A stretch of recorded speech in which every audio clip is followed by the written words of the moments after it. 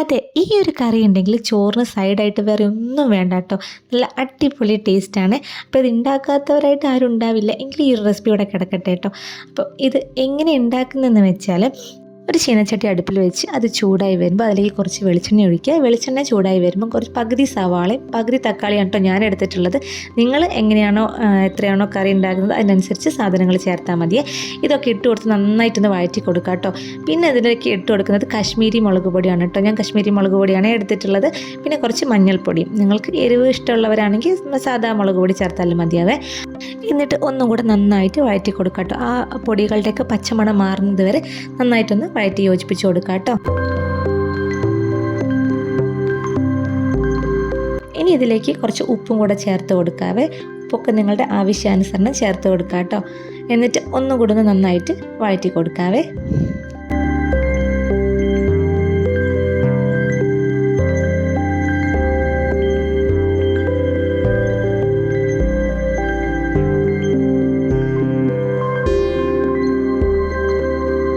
ഇനി ഇതിലേക്ക് ചേർക്കേണ്ടത് നമ്മുടെ മെയിൻ സാധനം വെണ്ടയ്ക്കയാണ് കേട്ടോ.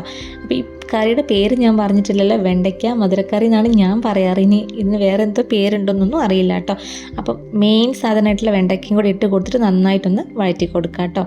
ആദ്യം വെണ്ടയ്ക്ക ചേർത്ത് കഴിഞ്ഞാൽ അതിൻ്റെ ഒരു കൊഴുപ്പില്ലേ അതിങ്ങനെ കറിയിലൊക്കെ ഉണ്ടാവും. അപ്പം അത് ലാസ്റ്റിലേക്കാണ് വെണ്ടയ്ക്ക ചേർക്കുന്നത് കേട്ടോ. എന്നിട്ട് നന്നായിട്ടൊന്ന് ഇളക്കി കൊടുക്കാവേ.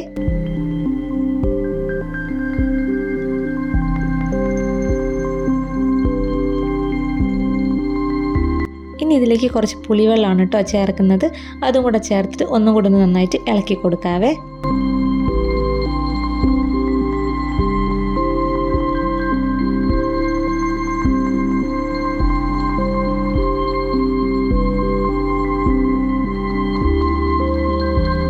ഇനി ഇതിലേക്ക് ചേർക്കുന്നത് ശർക്കരയാണ്. മധുരത്തിന് വേണ്ടിയിട്ടാണ് കേട്ടോ ശർക്കര അല്ല ഇനി പഞ്ചസാര ചേർത്താലും കുഴപ്പമില്ല. ശർക്കരയാണ് കുറച്ചും കൂടി ടേസ്റ്റ് കേട്ടോ.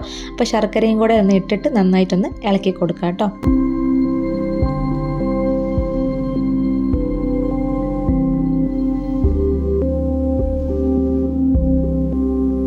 ഇനി ഇതിലേക്ക് കുറച്ച് വെള്ളം ഒഴിക്കുക കേട്ടോ. നമുക്ക് ഒഴിച്ചു കൂട്ടാനായിട്ടുള്ള കറിയല്ലേ, അപ്പോൾ കുറച്ച് വെള്ളം ഒഴിച്ചിട്ട് നന്നായിട്ട് ഇനി യോജിപ്പിച്ച് കുറച്ച് ഉപ്പും കൂടെ വേണമെങ്കിൽ ചേർത്ത് കൊടുക്കാം കേട്ടോ ഈ സമയത്ത്.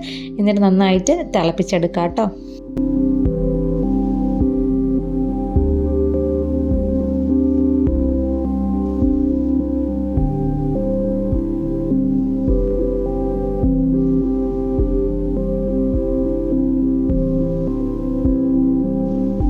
നന്നായിട്ട് തിളച്ച് വരുന്നുണ്ട്.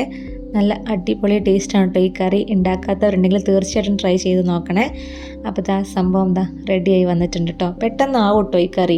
ആ എരിവൊന്ന് വെന്ത് കിട്ടാനുള്ള സമയമുള്ളൂ. വെണ്ടയ്ക്കൊക്കെ വേവില്ലല്ലോ, വേഗം വേവുമല്ലോ വെണ്ടയ്ക്ക. ഇനി അതിലേക്ക് വേണ്ടത് കുറച്ച് മല്ലിയിലയാണ് കേട്ടോ. മല്ലിയില വേണമെങ്കിൽ ഓപ്ഷണലാണ്, വേണമെങ്കിൽ ചേർത്താൽ മതി. ചേർത്ത് കഴിഞ്ഞാൽ കുറച്ചൊരു ടേസ്റ്റ് അധികം കിട്ടും കേട്ടോ. അപ്പം നമ്മുടെ കറി സെറ്റ് ആയിട്ടുണ്ട് കേട്ടോ. നല്ല അടിപൊളി ടേസ്റ്റാണ്. ചോറിൻ്റെ കൂടെ വേറെ ഒന്നിൻ്റെ ആവശ്യമില്ല കേട്ടോ. ഈ ഒരു കറി ഉണ്ടെങ്കിൽ നമുക്ക് വയറ് നിറച്ച് ചോറ് കഴിക്കാൻ പറ്റുമേ. അപ്പം ഇത്രയേ ഉള്ളൂ. നിങ്ങൾക്ക് ഈ ഒരു റെസിപ്പി ഇഷ്ടമായിട്ടുണ്ടെങ്കിൽ തീർച്ചയായിട്ടും ഇത് ട്രൈ ചെയ്ത് നോക്കണം. ട്രൈ ചെയ്യാത്തവരുണ്ടെങ്കിൽ കേട്ടോ. അപ്പോൾ ഇത്രയേ ഉള്ളൂ. വീഡിയോ ഇഷ്ടപ്പെട്ടാൽ ലൈക്ക് ചെയ്യാനും ഷെയർ ചെയ്യാനും സബ്സ്ക്രൈബ് ചെയ്യാനൊന്നും മറക്കരുത്. Tata bye bye, see U.